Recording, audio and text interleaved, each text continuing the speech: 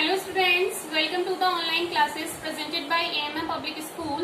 तो क्लास 6 आज आपका सब्जेक्ट है एसएसटी। तो ओपन कीजिए अपनी एसएसटी की बुक और आज हम इसका करेंगे ज्योग्राफी चैप्टर नंबर 2। बच्चों, आप अपनी बुक का पेज नंबर 13 ओपन करेंगे और पेज नंबर 13 पर है आपका चैप्टर 2। ये आपका ज्योग्राफी का चैप्टर है, globe the latitudes and longitudes. तो ग्लोब क्या है बच्चों? ग्लोब जो आपका भूमंडल है, पृथ्वी है आपकी, उसके आज आप लैटिट्यूड्स और लॉन्गिट्यूड्स के बारे में जानेंगे। लैटिट्यूड्स और लॉन्गिट्यूड्स क्या होते हैं ये भी हमें इस लेसन में पता चलेगा। तो सबसे पहले आपको यहाँ पर एक हेडिंग दी गई है, ग्लोब। तो ग्लोब क्या है बच्चों? ग्लोब एक इस तरीके का एक स्ट्रक्चर होती है, एक होता है जो एक मॉडल है अर्थ का, जिससे आपको इस ग्लोब की सहायता से, यदि आप अर्थ के बारे में स्टडी कर रहे हैं, कुछ भी उसके बारे में पढ़ रहे हैं, तो ग्लोब को देखकर आपको अर्थ के features, physical features, size, shape, oceans, ये सब इसी से पता चल जाएंगे। तो ये जो है ये बहुत ही काम की चीज है। पढ़ते हैं, अपना लेसन शुरू करते हैं। Energy from the sun, air and water on land supports life activities on the planet Earth. जो हमारा प्लेनेट है अर्थ, जिस पर हम रहते हैं, तो जो ये सन की एनर्जी है, सन की ऊर्जा है, हवा है, पानी है, ये सब हमारी जो लाइफ यहाँ पर है उसे सपोर्ट करते हैं। यदि ये सब नहीं होंगे तो हम यहाँ पर लाइफ जो है अपनी जी नहीं पाएंगे, यहाँ पर कोई रह नहीं पाएगा। Scientists are continuously studying the earth and making new discoveries as far as the structure, origin and the presence of life on the earth are concerned. According to the observation which were made from satellite 1970, the earth is not a perfect sphere but resembles an ellipsoid. A model of the earth perhaps can give a more realistic view of the earth. Unlike a photograph, a globe is a model of the earth. As such, it shows accurate size and shape of all the physical features of the earth, such as oceans and continents. तो यहाँ पर आपको क्या कहा गया है कि जो साइंटिस्ट हैं वो लगातार खोज करते रहे हैं अर्थ के विषय में, कि अर्थ की स्ट्रक्चर कैसी है, उसका ओरिजिन कहाँ है और उस पर कहाँ कहाँ जीवन संभव है।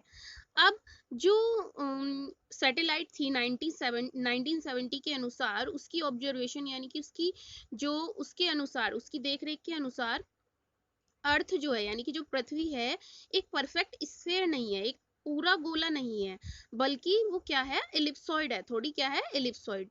एलिप्सॉइड क्या होता है बच्चों? जो गोले को हम हल्का सा जब प्रेस कर देंगे, दबा देंगे, तो वो एक एलिप्सॉइड वाली शेप बन जाती है।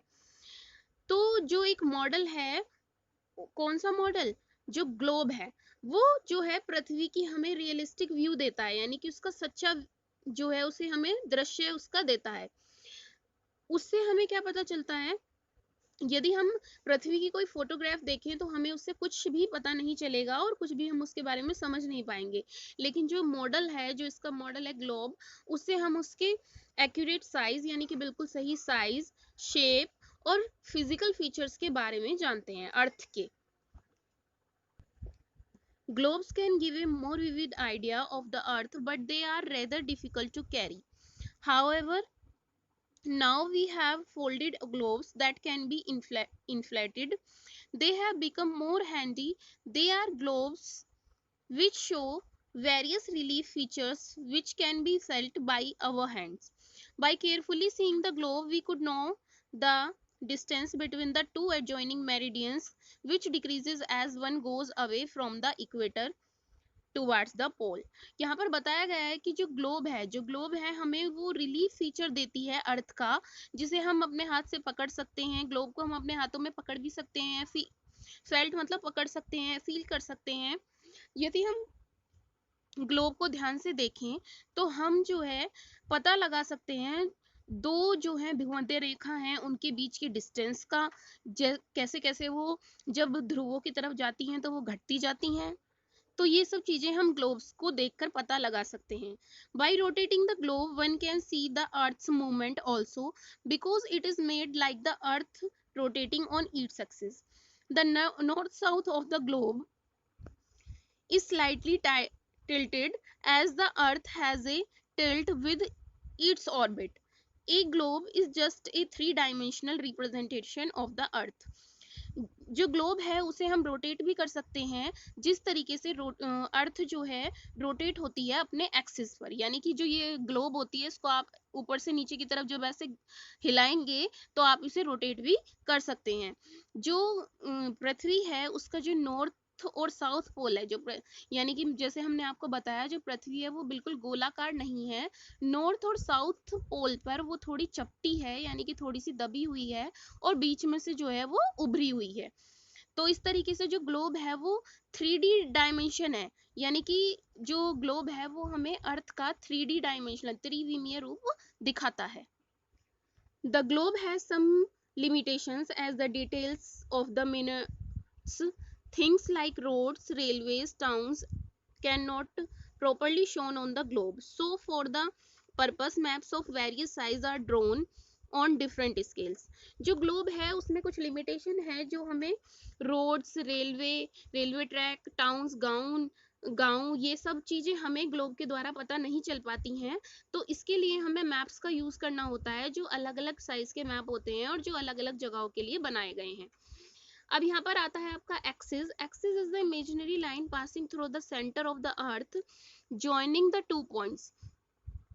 A needle fixed through the globe in a tilted manner which is called its axis. The 2 points on the globe when the needle passes through are north pole and south pole. Axis क्या है? जो axis है वो एक काल्पनिक रेखा है जो अर्थ के सेंटर में 2 पॉइंटों को जोड़ते हुए बनाई गई है। अब जो एक सुई होती है जो 2 पॉइंटों के, इन दोनों पॉइंटों के बीच में लगी होती है, और जो इसके ये दोनों पॉइंट होते हैं जिस पर ये सुई टिकी होती है, इनको एक नॉर्थ पोल और साउथ पोल कहते हैं, यानी कि उत्तरी ध्रुव और दक्षिणी ध्रुव। यानी कि जो साउथ की बीच में हमने एक लाइन खींची है काल्पनिक रेखा, उसके जो 2 पोल हैं वो कौन से हैं? नॉर्थ पोल और south pole. Problem of location on the अर्थ। यहाँ पर आती है the nearly spherical shape of the Earth however present some difficulty since it is has neither beginning nor end. Besides, there is no natural point or line of reference from which we can measure the relative position and other points. The fact of rotation, however, establish 2 fixed points, the 2 geographical poles of the earth. These poles serve as the necessary point of reference. यहाँ पर जो है अर्थ पर हमें location ढूंढने में कितनी problem होती है वो यहाँ पर बताया गया है कि जो अर्थ है वो जानते हैं आप कि बिल्कुल गोल नहीं है, थोड़ी सी स्फेरिकल शेप में है, और ना ही इसका मतलब बिगिनिंग का पता चलता है और ना ही इसके एंड का पता चलता है। बिगिनिंग यानी कि शुरुआत कहाँ से हुई है, ठीक है। तो beside there is no natural point, क्योंकि इसका कोई भी नेचुरल प्राकृतिक पॉइंट नहीं है, इस कारण हमें ये जो है प्रॉब्लम फेस करनी पड़ती है। अब जो इसके पोल्स हैं वो हमारे लिए ज़रूरी हैं कि हम अपने पोल्स से, नॉर्थ पोल और साउथ पोल से ही पता लगा सकें कि पृथ्वी की लोकेशन, पृथ्वी पर हमारी लोकेशन है कहाँ। तो ये जो पोल्स हैं ये हमारी इस चीज़ में सबसे ज़्यादा मदद करते हैं और ये सबसे ज़्यादा ज़रूरी है कि हम पृथ्वी पर हमारी लोकेशन कहाँ है। तो यहाँ पर आपको दिया गया है मेजरमेंट, यहाँ पर आपको मेजरमेंट के बारे में बताया गया है। मेजरमेंट यानी कि माप। For the purpose of calculation all the measurement are done taking the earth as a circle. यदि हम अर्थ को एक सर्कल की तरह मानकर चलें तो इस पहरे में आपको बताया गया है, इस पैराग्राफ में, कि जो सर्कल की सरकमफ्रेंस होती है आप सभी जानते हैं 360 डिग्री होती है। If we go from the equator to the north pole and the south pole would go through the a equator 1/4 of a whole circle or 90 degree. Thus from the equator of the pole mark 90 divisions each forming 1 degree. The direction north or south of the equator is indicates suffixing letter n or s as the case may be. For determining exact location of the place north or south the equator, degrees are further subdivided into minutes and seconds. तो यहाँ पर आपको बताया गया है कि equator यानी कि जो भूमध्य रेखा है उससे हम इक्वेटर भूमध्य रेखा यानी कि या बीच का जो है जो रेखा है पृथ्वी की, उससे यदि हम देखें तो जो नॉर्थ पोल और साउथ पोल है वो कहाँ पर माने जाएंगे, जो क्वार्टर यानी कि पूरे सर्कल का जो चौथाई भाग है 90 डिग्री पर हम उन्हें देखते हैं। 10 फ्रॉम द इक्वेटर, इसीलिए इक्वेटर से नॉर्थ पोल और साउथ पोल को 90 डिविजन्स में यानी कि 90 भागों में बांटा गया है और प्रत्येक भाग 1 डिग्री का है। यहाँ पर जो डायरेक्शन होती है, जो नॉर्थ पोल की तरफ डायरेक्शन होती है और जो साउथ पोल की डायरेक्शन होती है, उसे हम एन और एस लेटर से डिनोट करते हैं या एन और एस लेटर से उसको सुफिक्स करते हैं। फॉर डिटरमाइनिंग, और एग्जैक्ट लोकेशन के लिए हम जो है, जो हमारी डिग्री है, एक एक डिग्री जो हमने 90 डिविजन्स में उन्हें बांटा है और एक जो डिवीजन है, एक भाग जो है वो 1 डिग्री के बराबर है, वो डिग्री हम सब डिवाइडेड कर लेते हैं मिनट्स में और सेकंड्स में, एग्जैक्ट लोकेशन को जानने के लिए। नॉर्थ और साउथ प्लेस पर एग्जैक्ट लोकेशन को जानने के लिए हम उसे मिनट और सेकंड में डिवाइड कर लेते हैं। यहाँ पर आते हैं latitudes. The axis of the earth is an imaginary line which joins the north pole and the south pole. The equator also an imaginary line and a midway between the poles, thus it is easy to start from the equator while measuring distance of north pole and south pole. यहाँ पर आपको latitudes के बारे में बताया गया है। Latitudes क्या होते हैं बेटा, जो ग्लोब में या जो हमारी पृथ्वी में ये जो लेटी हुई रेखाएं हैं, ये हम बोलते हैं इनको अक्षांश हैं ये हमारे, और ये होते हैं लैटिट्यूड्स। लेटी हुई हैं, इस तरीके से आप याद रख सकते हैं, जो इस तरीके से लेटी हुई रेखाएं हैं वो होती हैं लैटिट्यूड्स। इसी तरीके से हम लॉन्गिट्यूड्स पढ़ेंगे, उनमें और इनमें क्या डिफरेंस है वो आपको अलग ही नजर आ जाएगा, आप इस अच्छी तरह से समझ पाएंगे। अब यहाँ पर आपको बताया गया है कि जो एक्सिस है वो एक इमेजिनरी लाइन है हमारी अर्थ पर, कोई वो रियल लाइन नहीं है, इमेजिनरी काल्पनिक रेखा है, इसी जिससे कि हम नॉर्थ पोल और साउथ पोल को अलग अलग डिवाइडेशन कर सकें और उसे समझ सकें। तो यहाँ पर जो है ऊपर हमारा ये नॉर्थ पोल होता है और ये साउथ पोल होता है, और बीच में ये जो है, ये जो 0 डिग्री पर है, ये हमारा इक्वेटर है। तो इक्वेटर के द्वारा यदि हम समझते हैं, इक्वेटर भी एक इमेजिनरी लाइन है, लेकिन ये इसलिए बनाई गई है क्योंकि इक्वेटर से यदि हम इसको मेजर करते हैं, नॉर्थ पोल और साउथ पोल को मेजर करते हैं, तो वो हमारे लिए इजी हो जाता है। यदि हम इनकी डिस्टेंस से इनको इजी मेजर करें, तो डिस्टेंस से मेजर करें तो हमारे लिए थोड़ा डिफिकल्ट पड़ता है, लेकिन यदि हम इक्वेटर से करते हैं तो हमारे लिए इसको समझना आसान हो जाता है। The latitude is measured in degrees. Each degree is divided into 60 minutes and each minute into 60 seconds. The equator is taken as a starting line and is marked as 0 latitude. The angular distance of the North Pole and the South Pole from the equator is 90 degree each. Thus the latitude of the North Pole is 90 degree N and that of South Pole is 90 degree S. If यहाँ पर आपको बता कि यदि हम latitudes क्या होते हैं, हमारे जो लैटिट्यूड्स हैं उनको हम डिग्री में मेजर करते हैं, ये जो लाइंस हैं इनको आप डिग्री में मेजर करेंगे, और एक डिग्री को डिवाइड किया गया है, एक डिग्री को डिवाइड किया गया है 60 मिनट्स में, और 60 मिनट्स को ईच मिनट यानी कि प्रत्येक मिनट को, एक डिग्री में 60 मिनट्स और प्रत्येक मिनट को डिवाइड किया गया है 60 सेकंड में, यानी कि एक डिग्री में 60 मिनट्स और एक मिनट में 60 सेकंड्स। यहाँ पर आपको कहा गया है कि जो इक्वेटर है उसे हम स्टार्टिंग लाइन मानते हैं और वो 0 डिग्री अक्षांश पर होती है, 0 डिग्री लैटिट्यूड्स यानी कि 0 डिग्री अक्षांश पर होती है। यहाँ से 90 डिग्री ऊपर नॉर्थ पोल होता है और 90 डिग्री नीचे साउथ पोल होता है, यानी कि यदि हम 0 डिग्री से नॉर्थ पोल की तरफ डिवाइडेशन करें एक एक डिग्री का, तो यहाँ पे 90 लैटिट्यूड्स हमारे आ जाएंगे, 90 लैटिट्यूड्स आएंगे, क्योंकि जो नॉर्थ पोल है वो 90 डिग्री एन पर है। इसी तरह से नीचे की तरफ हम यदि चलें तो 0 डिग्री से यदि हम साउथ पोल की तरफ चलें तो और 1 डिग्री का जो है हम डिवाइड करें तो हमारे 90 जो है वो डिवाइडेशन बनेंगे एक एक डिग्री के। Thus, including the equator, there will be total of 181 parallels drawn on the earth. The places north of the equator are in the northern hemisphere, while the places which are south of the equator are in the southern hemisphere.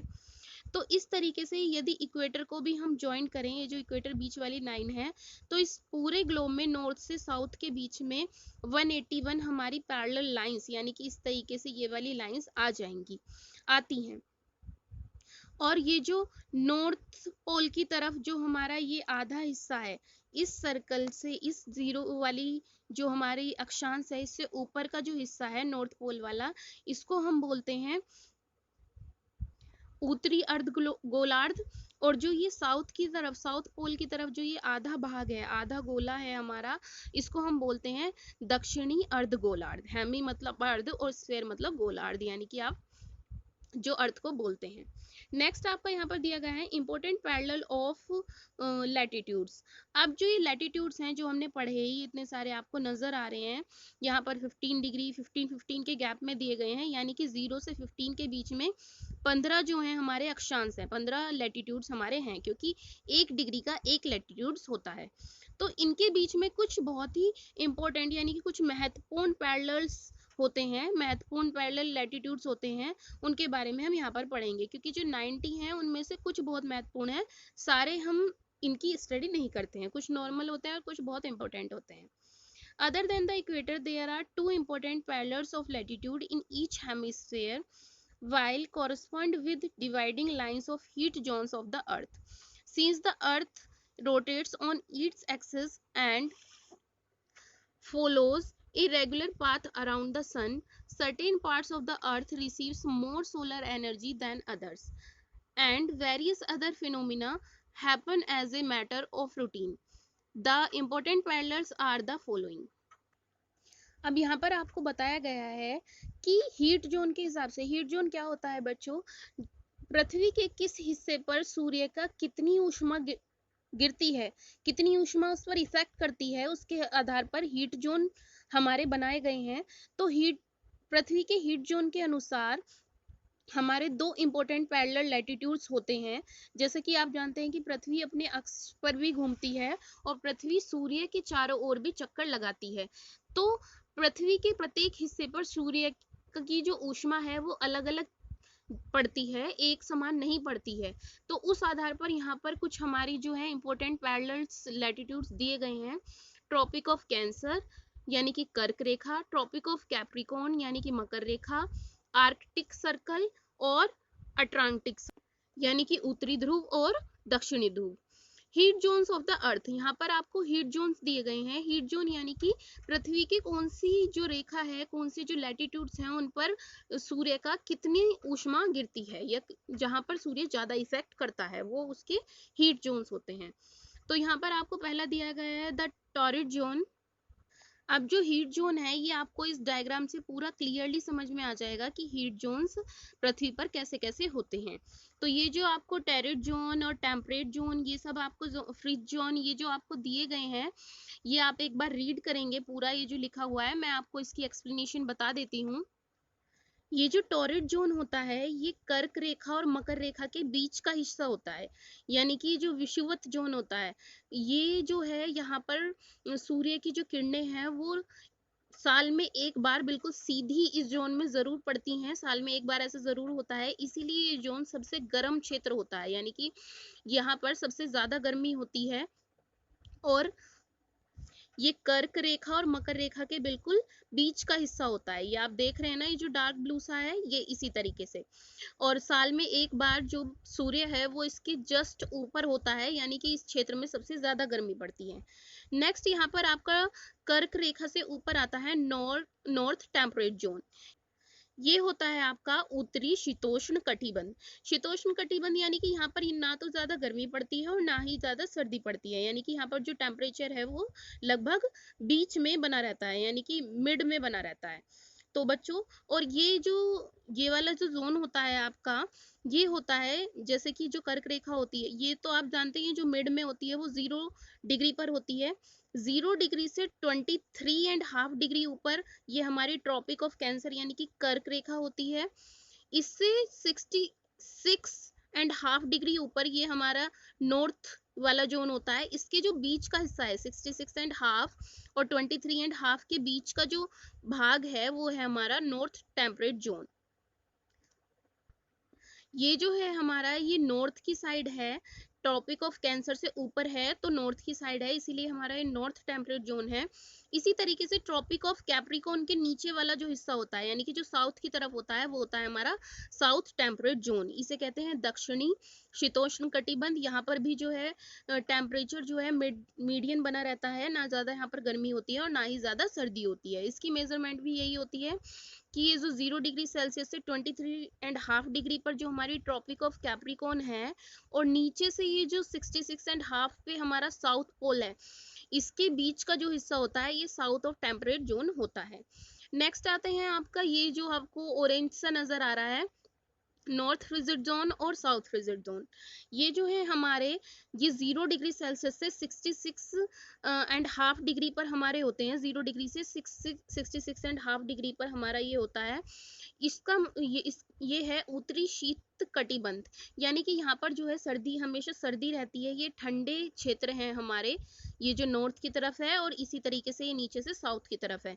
ये हमारे बिल्कुल ठंडे zone है, यहाँ पर गर्मी ज्यादा नहीं होती है। सूर्य की जो किरणें हैं वो इन दोनों जोनों पर ज्यादा नहीं पड़ती हैं, इसीलिए ये बहुत ही ठंडे इलाके होते हैं। सूर्य का जो किरणें हैं वो यहाँ तक पहुंचती ही नहीं है प्रॉपर तरीके से, तो इसीलिए ये ठंडे इलाके हैं। नेक्स्ट है आपका लॉन्गिट्यूड्स। 6th क्लास, आज आपने अपने चैप्टर में लैटिट्यूड्स तक कंप्लीट किया है, लैटिट्यूड्स और उसके जोन, और हम अगली क्लास में अपना लॉन्गिट्यूड्स पूरा करेंगे। आज की क्लास में आपको ये हाफ चैप्टर ही कवर करना है, यहाँ तक आपको इसकी अच्छे से रीडिंग करनी है और ये जो आपको एक्सप्लेनेशन समझाई गई है इसको अच्छे से समझना है। मिलते हैं बच्चों नेक्स्ट क्लास में। Thank you.